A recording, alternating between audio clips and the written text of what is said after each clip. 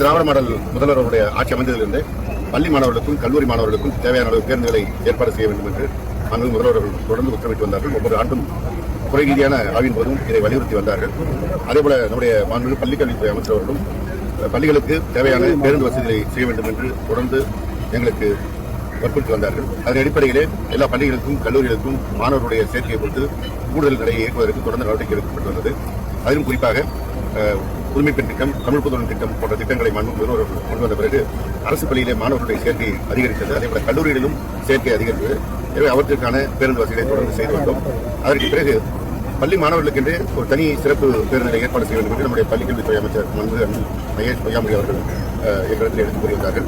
அதன் அடிப்படையில் அதற்கான ஆய்வுகள் செய்யப்பட்டு கடந்த மாதம் சென்னையிலே மாண்புமிகு துணை முதலமைச்சர் மரியாதைக்குரிய உதயநிதி ஸ்டாலின் அவர்களால் பள்ளிகளுக்கு என்று பிரத்யேகமாக இந்த நடைகள் துவங்கப்பட்டது.